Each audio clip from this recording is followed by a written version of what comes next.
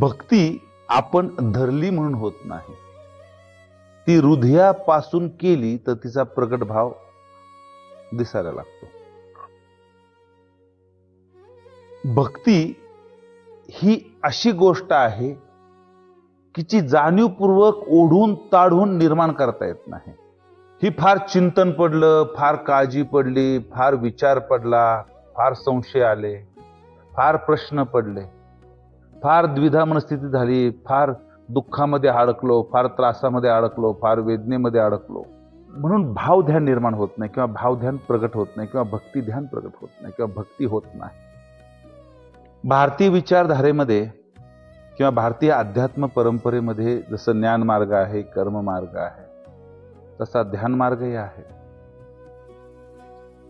विज्ञान भैरवामध्ये 112 ध्यान विधीच्या पद्धती सांगितलेल्या आहेत. पतंजली ऋषीने एक विधी सांगितलेली आहे, तीही उत्तम आहे. विपश्यनाची प्राण, अनापान, सत्ययोग साधना ही पण उत्तम आहे. विपश्यना साधना ज्याला म्हणतात. महावीरांच्या पण ध्यान साधना उत्तम आहेत. गोरखनाथांच्या पण तंत्र साधना उत्तम आहे. साधना विधीच्या सांगितल्या उत्तम आहेत. दत्तात्रेयांच्या पण साधना विधी उत्तम आहेत. महर्षी रमण यांच्या मैं कौन हूं, मी कोण आहे, मी कोण आहे, मी कोण आहे, ही विधी पण फार उत्तम आहे. आणि ओशोंची डायनॅमिक मेडिटेशन ही विधी पण फार उत्तम आहे. परंतु या सगळ्यामध्ये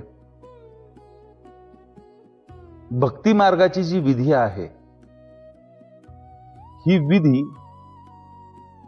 केली म्हणून निर्माण होत नाही, मानली म्हणून प्रगट होत नाही, मला वाटतं म्हणून फुटत नाही. भक्ती एक ओढ आहे, एक समर्पणाचं, प्रेमाचं परमटोक आहे. तसं पाहिलं तर प्रेम आणि भक्तीमधील रेषा फार पुसट आहेत, फार अस्पष्ट आहेत.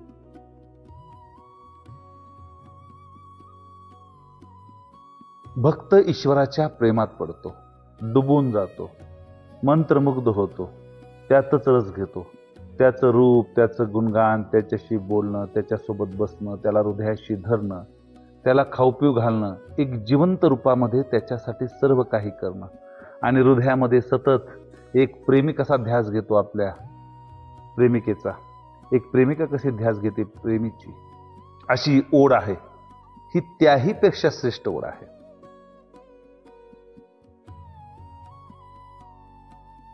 ही ओढ आंतरिकतेमध्ये सतत धगधगत राहते, हिचा आगरी विजत नाही आणि तुम्ही ठरवलं म्हणून पेटत नाही. ही स्वयंभू सारखी आहे. एकदा मन त्यामध्ये गुंतलं, अडकलं, एकदा त्यामध्ये गोडवा लागला, एकदा त्याचा रस चाखला भक्तीचा, की भक्तीच्या मार्गातून बाहेर पडताच येत नाही. पडायची इच्छाच उरत नाही, इच्छा करणाराच उरत नाही. भक्तीचा मार्ग फार श्रेष्ठ मार्ग आहे, परंतु तो फार हृदयाचा मार्ग आहे, फार प्रेमपूर्णतेचा मार्ग आहे, फार सुंदर आणि अद्भुत मार्ग आहे. आणि भक्तीच्या मार्गामध्ये एक डुबणारं हृदय हवं. भक्ती मार्गातील माणसं फार वेडी वाटू शकतात, फार भोसट वाटू शकतात, फार सरळ, सोपी, साधी, मोकळी, प्रेमपूर्ण वाटू शकतात. त्यांच्या वागण्या जगण्यामध्ये एक प्रकारची तंद्रा, लय, धुंद, तरंग दिसू शकतो. कारण भक्ती मार्गच असा आहे, भक्तीची लयच अशी आहे, भक्तीची नशाच अशी आहे, भक्तीचा झंकारच असा आहे की मनुष्याला ईश्वर प्रेमाचा, ईश्वर आराधनेचा, त्याच्या नावाचा, त्याच्या गुणगानाचा, त्याच्या प्रेमाचा असा ओढा लागतो, असा रस लागतो, अशी नशा चढते की उतरता उतरत नाही. भक्तीच्या मार्गामध्ये काहीही, कसलंही अवडंबर, कसलंही कर्मकांड, कसलंही थोतांड, कसलीही जमवाजमव, कसलीही तडजोड, कसलाही आटापिटा, कसलाही अट्टहास, कसलाही दिखावा, कसलाही गंध, टोपी टिळा, माळा, पोशाख, याचं काही मूल्य नाहीये. भक्त त्याच्या श्रद्धास्थानाला काहीही अर्पण करू शकतो खाण्यासाठी, काहीही. भक्त सुंदर पक्वाना देऊ शकतो, 56 भोग देऊ शकतो, आणि मांस मछली पण देऊ शकतो, दारू पण देऊ शकतो. हे असं का घडतं? इथं बुद्धिवादी तर्कयुक्त विचार नाहीये, बुद्धीने रचून खेळायचा खेळ नाहीये. हा डावच हरण्यासाठी खेळायचा आहे, जिंकण्यासाठी खेळायचाच नाहीये. भक्तीचा डाव हरण्याचा डाव आहे. इथं जिंकण्याचा प्रश्न नाहीये, जिंकायसाठी म्हणून मी खेळतो असा प्रकारच नाहीये. भक्ती म्हणजे सर्वस्व हरवणं, स्वतःला झोकून देणं, लोटून देणं, डुबून देणं, स्वतःला संपवून देणं. आणि गंमत अशी भक्ताची, त्याचं ती तुटणं सुद्धा त्याला तृप्तता देतं, समाधान देतं, त्याला बरं वाटतं, त्याला छान वाटतं. ह्या तुटण्यात एक आनंद असतो ना, भक्तीसारखे कशात भेटत नाही. भक्तीत पीडा नाहीये. पीडा वाटते, पीडा जाणवते, पण त्या पीडेतही रस आहे, त्या पीडेतही आनंद आहे, तृप्ती आहे. पुन्हा पुन्हा तो घोट असा ओठाशी नकळत लावला जातो, ओढून ताणून लावायची गरज, तो नकळत लावला जातो. भक्ती फार दिव्य आहे. भक्तीची महती, भक्तीची गाथा, भक्तीची प्रीती, आहा, अतिशय दिव्य आहे भक्तीची प्रीती. परंतु भक्ती मार्गामध्ये एक अडचण अशी आहे की बरेच जण भक्ती मार्गात दिसताना बरेच जण जातील, इकडे तिकडे फिरतील, या वारीला, त्या तीर्थयात्रेला, ह्या तीर्थयात्रेला, ह्या कामाला, त्या कामाला, रोज देवाला जातील, रोज फुलं वाहतील, रोज हार वाहतील, रोज तुरे वाहतील, रोज पूजा करतील, रोज आट्टास करतील, रोज तऱ्हेतऱ्हेच्या गोष्टी करतील, रोज नारळ वाहतील, रोज काय काय वाहतील. परंतु बरेच जण यातील केवळ सवय लागली म्हणून करतात. मानसिक चिंतेत, व्यथेत, काळजीत असतात म्हणून करतात. त्यांना देवाची भीती वाटते, जर मी देवाचं असं केलं नाही तर माझं काहीतरी कोप होईल, काहीतरी अडचणीत येईल, संकट येईल, दुष्परिणाम होईल, माझा धंदा बुडेल, धंदा चालणार नाही. जसं की दुकानदार, व्यापारी रोज अगरबत्ती पेटवतात, आठवणीमध्ये पेटवणार, असं पाया पडणार हृदयापासून, अशाशी होणार, असं करणार, देवाला असं करणार, असं करणार. खूप आपल्याला तर काय माणूस प्रेम पूर्ण करतोय? नाही, हा हुशारी करतोय, तो धंदा करतोय, तो फक्त म्हणतोय देवा कृपा राहू दे, हे लक्ष्मी येऊ द्या आमच्या गल्ल्यामध्ये भरपूर, माझा धंदा भरपूर चालू द्या, मला भरपूर फायदा होऊ द्या. ही भक्ती नाही, ही चालाकी आहे, हुशारी आहे, देवाचा सोयीनुसार केलेला वापर आहे, वापर करायची वृत्ती आहे. ही भक्ती का? ही भक्ती नाहीये. मला भीती वाटते म्हणून मी रोज देवाची भक्ती करतो. मी घाबरलेला, आजारी पडन, रोग होईल, काहीतरी संकट होईल, काहीतरी नीट होणार नाही, काहीतरी प्रॉब्लेम येतील, काहीतरी कुटाणा होऊन बसेल जीवनामध्ये, मुलाचं असं होईल, मुलीचं तसं होईल, हे लग्नाचं असं होईल, तसं होईल, हे मोडल, ते मोडल, मला हार्ट अटॅक येईल, माझा पैसा बुडल, मी हे विचार करतो तसं स्वप्न पूर्ण होणार नाही, म्हणून मी देवाची भक्ती करतो. मला भीती वाटते म्हणून भक्ती करतो. मी असं नाही केलं तर देवाचं काहीतरी माझ्यावर नकारात्मक गोष्ट होईल म्हणून मी भक्ती करतो.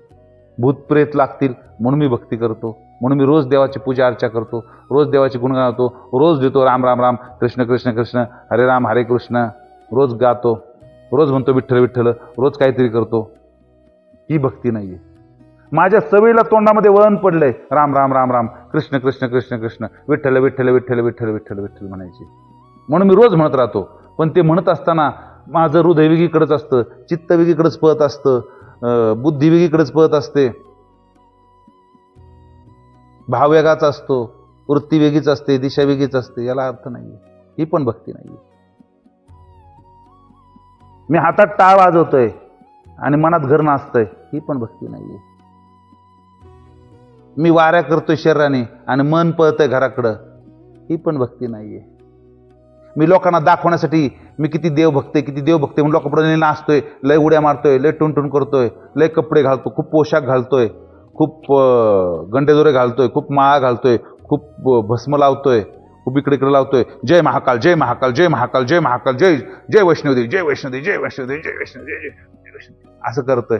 ही पण भक्ती नाहीये.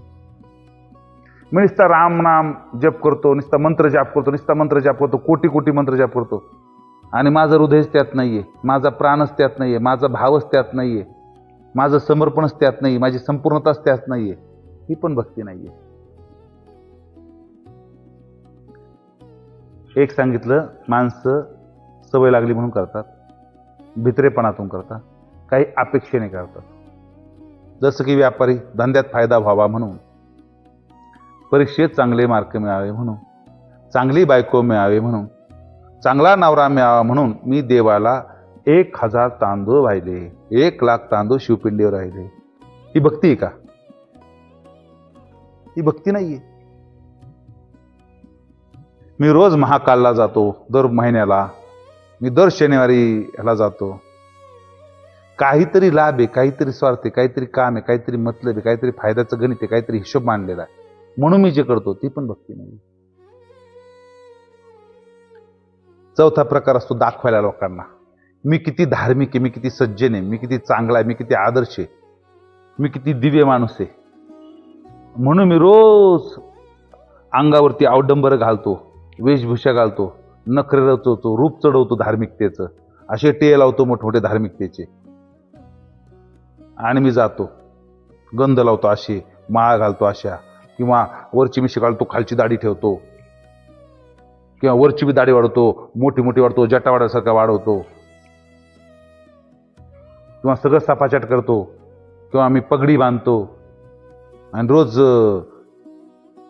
लोकांना दाखवतो मी फार धार्मिक. लोक आले की दिसते असं हात जोडतो, किंवा खूप देवाचं नाव घेऊन नमस्कार करतो, देवाचं नाव घेऊन बोलतो. ही पण देवावरची भक्ती प्रीती नाहीये, प्रेम नाहीये. याच्यामध्ये लोकांना दाखवणं आहे मी धार्मिक आहे, मी किती चांगला आहे, मी किती सज्जन आहे, मी किती आदर्श आहे. आणि धार्मिकतेच्या नावाखाली आदर्शपणा लवकर दिसून येतो असं एक लोकांचा समज आहे आणि लोक मानतात पण. त्यामुळे लोक त्या दाखवण्यासाठी सुद्धा करतात. अजून एक प्रकारे पाचवा, आता काही कामधाम राहिलेलं नाहीये, मरण जवळ येईल, काय ते दुखणं जडलेलं आहे, वय झालेलं आहे, घरी कोणी विचारत नाही, मन रमत नाही, वेळ जात नाही, म्हणून मी मंदिरात जाऊन बसतो, म्हणून मी कुठेतरी एखाद्या धार्मिक स्थळी जाऊन बसतो, कुठेतरी तीर्थस्थानी जाऊन बसतो. सगळ्या धर्मांच्या बाबतीत लागू आहे बरं का हे. मी आता धर्माला सोडत नाहीये मी आपल्यामध्ये, सगळ्या धर्मांचं बोलतो. सगळ्या धर्मात ही लोक आहेत ना, या 5 प्रकारची लोक असतात जनरली. पहिली भीती वाटते म्हणून, दुसरी दाखवायचं असतं म्हणून, तिसरी फायद्यासाठी म्हणून, चौथी आदर्शपणाचा पुता धार्मिकतेचा भाव दाखवायचा असतो लोकांना म्हणून, आणि 5वी आता काही करण्यासारखं राहिलं नाही, आता वेळ जात नाही म्हणून. यात भक्ती कुठे आहे? भक्तीच नाही यामध्ये कुठं. भक्त बनत नाही, भक्त निर्माण होतो, भक्त जन्माला येतो. लोकांचा समज आहे मला नाद लावला म्हणजे माझ्यामध्ये भक्ती निर्माण होईल, अजिबात नाही. आणि लोक भक्ती मार्गात का जास्त आहेत माहिती दिसतात तुम्हाला? सोपं आहे ना करायला, सोपं आहे. नाव घ्यायचंय, गुणगान करायचंय, भोग लावायचे, सजवायचे, गंडेदोरे करायचे, तेल लावायचे, गंध लावायचे, वेशभूषा चढवायची, वरतून यामुळे मान सन्मान भेटतो, लोक चांगलं मानतात, स्वतःला एक प्रकारचं समाधान वाटल्यासारखं होतं, दुसऱ्याही लोक चांगलं म्हणायला लागतात. काही गोष्टी तुमचे काही हेतू साध्य होतात, काही इच्छा पूर्ण होतात तुमच्या, काही भावना पूर्ण होतात तुमच्या, तुमचा मतलब साधला जातो, तुमचा स्वार्थ साधला जातो, तुमचं गणित भागलं जातं. भक्त हा जन्माला येतो, पण हे बऱ्याच जणांना माहीतच नाही. भक्त निर्माण होत नाही, भक्त तयार करता येत नाही, भक्त एखाद्याला असं बनवता येत नाही. भक्त हा जन्माला येतो, नेहमी लक्षात ठेवा. मीराबाई भक्तीची परिसीमा आहे. हे गाणं किती सुंदर आहे बघा ना. ऐसी लागी लगन मीरा हो गई मगन, ओ तो गली गली हरि गुण गाने लगी, महलों में पली बन के जोगन चली, मीरा रानी दीवानी गाने लगी. राणा ने विष दिया मानो अमृत दिया, वो तो गोविंद गोपाल गाने लगी. काय सुंदर भाव आहे, बघितला तुम्ही भाव बघितला काय ह्यामध्ये.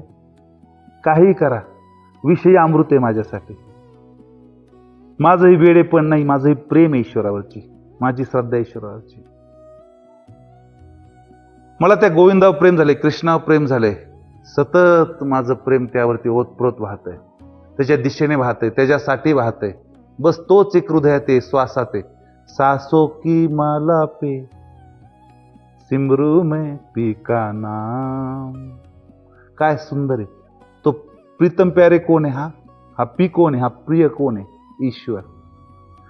प्रत्येक श्वास ईश्वर झालेला आहे माझा, प्रत्येक क्षण ईश्वर झालाय माझा. माझ्या प्राणातील कणकण, माझी पेशी पेशी त्या ईश्वराला पुकारते. ही भक्ती. भक्त हा एकदम भोळा असतो, तुम्हाला सांगितलं.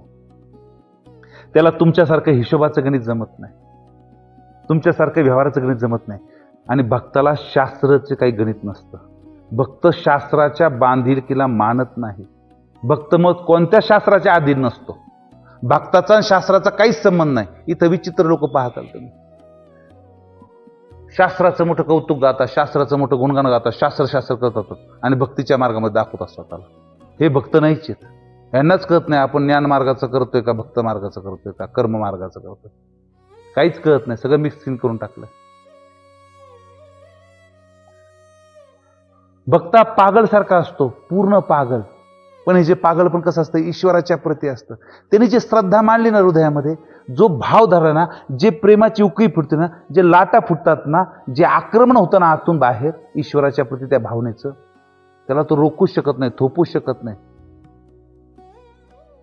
नाही सांभाळून मर्यादित असं त्याला काही कळत नसतं. त्याचं भान नसतं त्याच्याकडे. त्याला फक्त वाहनं कळतं. हे जी एकच गती, जशी नदीची गती समुद्राकडे असते, तशी एकच गती परमात्म्याकडे. त्याची गती अविरत आहे, न थांबणारी आहे. जोपर्यंत ते मिळत नाही तोपर्यंत त्याची बेचैनी संपत नाही. आणि बेचैनीतही त्याला आनंद वाटतो. आणि ते बेचैनी सहन करत असताना जो त्रास येतो, जो त्रास त्याला दिला जातो, होतो, त्यातही तो मग्न राहतो. तो त्रासही त्यासाठी त्रास असत नाही. तो त्यातही प्रतिकार करत नाही. तत्वज्ञान पाजणं हे भक्ती मार्गातल्या व्यक्तीचं कामच नाही. भक्ती मार्गातला माणूस तत्वज्ञान पाजत नाही, हे ज्ञान मार्गातल्या माणसाचं काम झालं.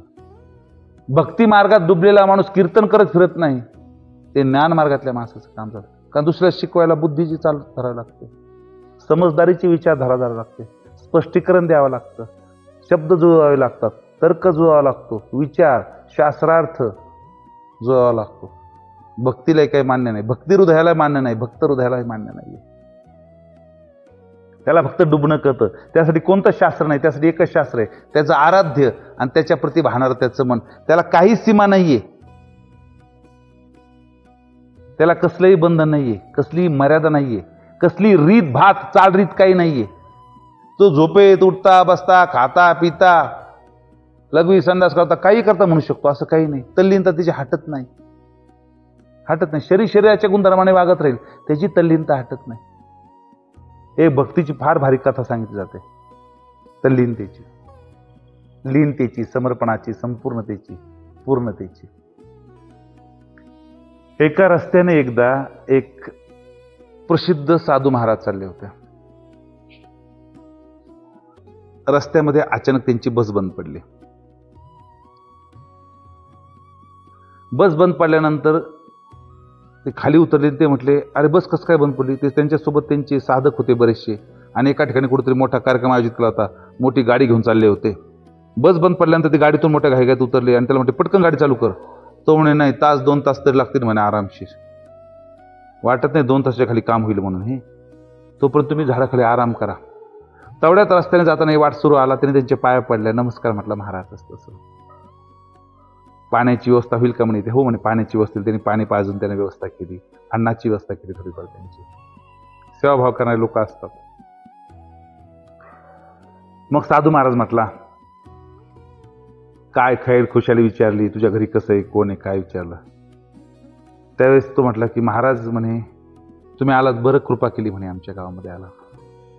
आम्हाला तुम्हाला आमच्या गावामध्ये त्या बेटावर राहणाऱ्या 3 वेड्याबद्दल सांगायचं म्हणे. म्हणजे काय झालं म्हणे, त्या गावामध्ये 3 वेडे आहेत म्हणे, आमच्या गावामध्ये 3 वेडे आहेत म्हणे. ते समोरची बेट दिसतं ना तळ्यामध्ये आतमध्ये एकदम मोठं होतं, दिसतं का तुम्हाला? हो, त्या बेटावर राहतात म्हणे. त्या बेटावर पोहोचायला म्हणे माणसाला एकतर होडी घेऊन जावं लागतं, पोहोच जाणं शक्य नाही कारण ते खूप लांबपर्यंत, आणि छोटंसं बेट आहे. तेव्हा 3 वेडे राहतात म्हणे. आणि काय करतात काय कोणास ठाऊक म्हणे, आणि त्यांना सुधारण्याची गरज आहे, त्यांना बदलण्याची गरज आहे. काही लोक गेलते म्हणे, तर ते लोक म्हणतात की ते देवाची साधना करतायत, असं काही लोकांचं म्हणणं आहे म्हणे आमच्या गावामध्ये. पण ते वेडे म्हणे कधी गावात भिक्षाही मागायला येत नाही, काय येत नाही, काय येत नाही. त्या छोट्याशा बॅटावर कसे जगतात काय माहित म्हणे. पण असं आहे का? हा म्हणे. तो म्हणे मग व्यवस्था होऊ शकते की तुम्हाला जायचं? मी भेटू इच्छितो त्यांना म्हणे, बघू इच्छितो काय करत नाही. मग होडीची व्यवस्था केली जाते. इकडे वेळ असतो, काम व्हायचं काम थोडंसं लांबतं, गाडी दुरुस्त व्हायला वेळ लागतो आणखी. तर तो होडी करून मग त्या बेटावर पोहोचतात त्यांच्या 2 साधकांना घेऊन, शिष्यांना घेऊन. पाहताच तर 3 वेळे झाडाकडे बसलेले असतात आणि ते म्हणत असतात, तूचे सर्व, तूचे सर्व, तूचे सर्व, तूचे सर्व, तूचे सर्व. हा पाहतो त्यांच्याकडे, त्यांच्या जातो, हे मूर्ख म्हणे, काय चाललंय, काय करताय? त्याने ईश्वराची भक्ती करतोय. हा, ही भक्ती असते काय? शास्त्र कळतं का म्हणे तुम्हाला? अभ्यास केला कधी? ग्रंथ वाचले कधी? वेदांत वाचलं कधी? उपनिषद वाचले कधी? शंकर भाष्यसूत्र वगैरे वाचलं कधी? नाही म्हणे, नाही वाचलं. बसा म्हणे, तुम्हाला शिकवतो म्हणे. हा म्हणे, महाराज कृपा येईल, उपकार येईल महाराज, काय ते सांगा आम्हाला, काय ते सांगा आमच्यासाठी महत्वाची गोष्ट. हा म्हणे, सांगतो म्हणून तर आलोय म्हणे मी, मला सांगितलं साधना करतो. पण हे काय चाललंय म्हणे तुमचा मूर्खपणा, तुझे सर्व, तुझे सर्व, तुझे सर्व, हे असं असतं कुठं म्हणे. आणि काय होणार आहे? बस म्हणे सांगतो शास्त्र. मग तरी 2 तास तिथं प्रवचन दिलं त्यांना. कशी भक्ती करायला पाहिजे, कशी प्रार्थना करायला पाहिजे, कसा हात जोडायला पाहिजे, त्यासाठी कशी आंघोळ करायला पाहिजे सकाळी, कसं रंगरूप सजवायला पाहिजे, कशी देवाची अशी मूर्ती पाहिजे, ती कशी बनवायची, त्यासाठी काय पवित्र ठेवायचं, देवाची मूर्ती कुठं ठेवायची, त्याचं मंदिर कसं बनवायचं, त्याला रोज ताजे ताजे हार कसे व्हायचे, त्याला रोज ताजा ताजा नैवेद्य कसा द्यायचा, त्याला फुलं कशी आणायची, कोणत्या प्रकारची, वास न घेता द्यायची कशी, कसं तुम्ही पवित्र होऊन जायचं, कसं स्वतःचा हा न्यास तो न्यास केलं, हे शुद्ध केलं ते शुद्ध करून कसं जायचं, कर न्यास केला, अंग न्यास केला, हे न्यास केला, ते न्यास केला, कसंच पहाटे उठायचं 3:30 ब्रह्ममुहूर्तावरती, कसे अंगारे धुपारे लावायचे, कशा आरत्या म्हणायच्या, याचं सगळं तत्वज्ञान पास झालं त्यांना.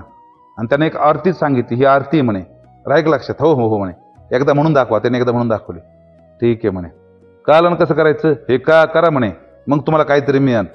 हे असं केलं तर काहीच नाही मिळणार म्हणे तुम्हाला आयुष्यामध्ये, फुकट जन्म वाया जाईल तुमचा, हे काय अर्थ चाललंय म्हणे. त्यांनी मोठं तर ग्रंथाचं उदाहरण, ह्या ग्रंथाचं सांगितलं, त्या ग्रंथाचं सांगितलं, या उपनिषदात सांगितलं, ईशवाक्य उपनिषदात सांगितलं, मांडुक्य उपनिषदामध्ये आज सांगितलं, त्या ऋग्वेदामध्ये सांगितलं, हे शंकर भाष्य सूत्रामध्ये सांगितलं, हे सांगितलं, ते सांगितलं. मोठं तत्वज्ञान पास झालं. प्रार्थना शिकवली, विधी शिकवल्या, स्थापना शिकवली, प्राणप्रतिष्ठा सांगितली. म्हणजे आता मला वेळ नाही, पण तुम्ही सगळं करून घ्या आणि सुरू करा प्रार्थना, त्याशिवाय तुमच्या सगळ्या साधना व्यर्थ आहे म्हणे, काय अर्थ नाही म्हणे त्याला. आणि असंच बसलं पाहिजे आणि अशा टाळ्या वाजवल्या पाहिजे, तर म्हणे काहीतरी अर्थ नाही, तर आयुष्य जाईल म्हणे तुमचं, वाया व्यर्थ जाईल. हे काय फालतूपणा करायचा आहे म्हणे. मान्य म्हणे महाराज. प्रार्थना एकदा म्हणून दाखवली ती, त्यामुळे ठीक आहे. महाराज म्हटलं आता लक्षात ठेवा, मी जातो, परत पुढच्या वेळेस येईल म्हणे मी, साधारणतः 6 महिने वर्षाने आमचा कार्यक्रम आहे, तेव्हा बघू पुढचं मार्गदर्शन करेल म्हणे तुम्हाला. हां, तुमच्या जीवनाचा उद्धार करायची जबाबदारी मी घेतली म्हणे, आता तुमचं जीवन सार्थक करून टाकतो हो म्हणे महाराज. जाता जाता रिवाजाप्रमाणे दक्षिणा मागितलीच महाराजाने. यांच्याकडे काहीच नव्हती दक्षिणा.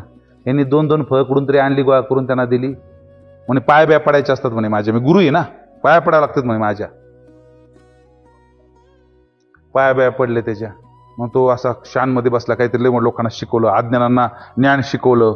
म्हणजे किती पुण्याचं काम, अज्ञानांना ज्ञान शिकवलं. जसं नाही का हे लोक बाहेर बोलताना, अरे तुम्ही अज्ञानी आहेत, तुम्हाला जाणीव नाही. भक्ती मार्गात गुरुची पण आवश्यकता नाही बरं का. खऱ्या भक्ताला गुरुची आवश्यकता नसते. ईश्वर हाच सगळं असतो त्याचा, लक्षात ठेवा. भक्ती मार्गामध्ये गुरुची आवश्यकता नाही. भक्ती मार्गात म्हणण्यापेक्षा खऱ्या भक्तासाठी. नुसता नादी लागला आणि भक्ती मार्ग करतो म्हणतो नाही, जे सगळे चाळे मी सांगितल्याप्रमाणे 5 टप्प्यातले आहेत, तो भक्त नाहीये. खऱ्या भक्ताला गुरुची आवश्यकता नाहीये, या अर्थाने बोलतो मी. पण ते पाया पडले, हा होडीत निघाला. होडी चालत चालत चालत चालत चालत पाण्याहून वाहत वाहत पुढे निम्मी आली असेल. तेवढ्यात मागे येऊन पाहिले तर 3 जण पळत येत होते पाण्यावरतून. 3 जण पाण्यावरतून पळत येत होते. तो पाहुणा आश्चर्यचकित झाला. ते पळत पळत जवळ आले. हो म्हणे महाराज, त्या तुम्ही शिकवलेला प्रार्थनेमधला ना, ह्यासाठी आलो म्हणते, प्रार्थनेमधला ना एक वो चुकती आमची तिघांचं, त्यामध्ये एक मत होत नाही, जरा सांगा ना काय. तो महाराज उठला, त्याने त्यांचे पाया पडल्या, म्हणे मीच चुकीचं आहे, मीच मूर्ख आहे आणि मी काहीच जाणलं नाही, मी काहीच साधलं नाही, मी नुसता पोकळ पंडित आहे, नुसता पोंगा पंडित आहे, पुस्तकी पंडित आहे. तुम्ही धन्यभागी आहात, तुमचे चरण स्पर्श मला करू द्या. तुम्हाला काही शिकवायची गरज नाही, तुम्हाला सगळं मिळालेलंच आहे. प्रार्थना महाराज, नाही तुम्ही करता तीच प्रार्थना बरोबर आहे. मग त्यांनी परत वर ते म्हटले, तूच सर्व, तूच सर्व, तूच सर्व, तूच सर्व, तूच सर्व, असं म्हणत ते परत रिवर्स गेले, रिटर्न गेले. भक्ती कोणत्या सीमेत बांधता येत नाहीये. भक्ती ग्रंथांच्या, तुमच्या पद्धतशीरपणाच्या, तुमच्या शिस्तबद्धपणाच्या, तुमच्या अनुशासनाच्या, तुमच्या संयमाच्या धोरणाच्या कशात बांध. ही तल्लीनता अशी आहे ना, ही नशा अशी आहे ना, उतरता उतरत नाही, चढतच जाते, चढतच जाते, चढतच जाते, वाढतच जाते. मग यासाठी भाव आणायचा कसा, भाव वाढवायचा कसा, याचं उत्तर माझ्याकडेही नाहीये. मला भाव जगता येऊ शकतो, पण कसा आणायचा याला मी असमर्थ आहे. कारण भक्त जन्माला येतो.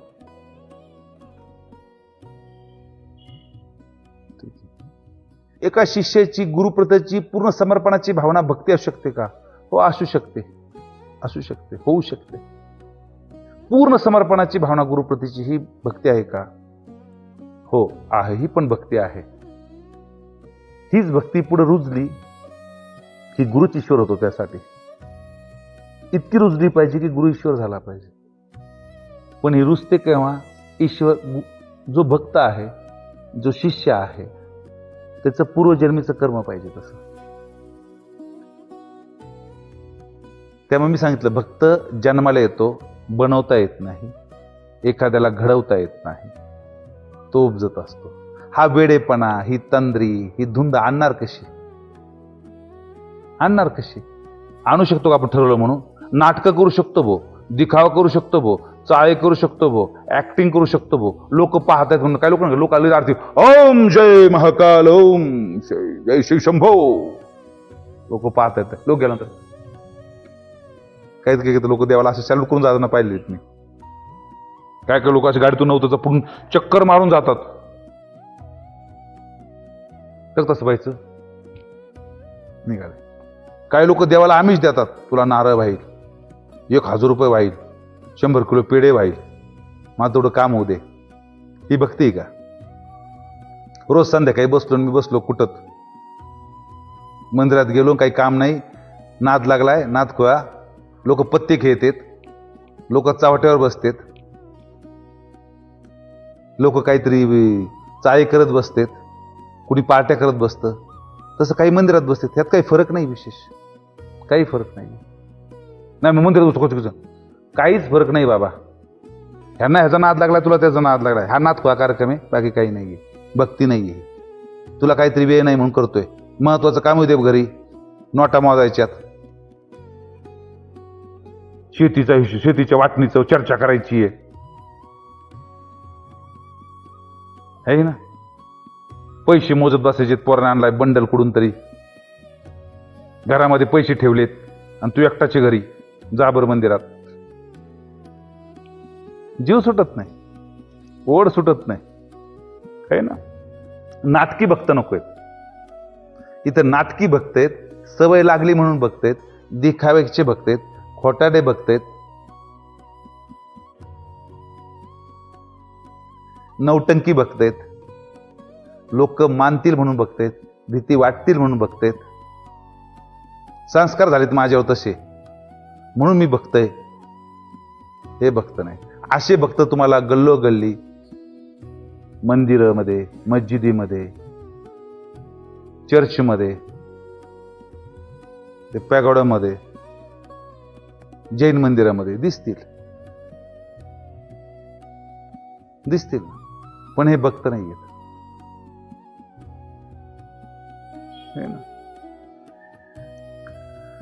म्हणून भक्ती ही अतिशय अद्भुत गोष्ट आहे. भक्त जन्माला येतो, ठीक. त्यामुळे याबद्दल मी काही सांगू शकत नाही. भाव कसा आणायचा मी सांगू शकत नाही. हृदयाची गोष्ट कसं काय सांगता येईल? जे हृदयातून फुटतं ते कसं काय सांगता येईल? जे आतून उमलतं ते कसं काय सांगता येईल? कसं उमलायचं? दुसरा कसं काय उमलवू शकतो?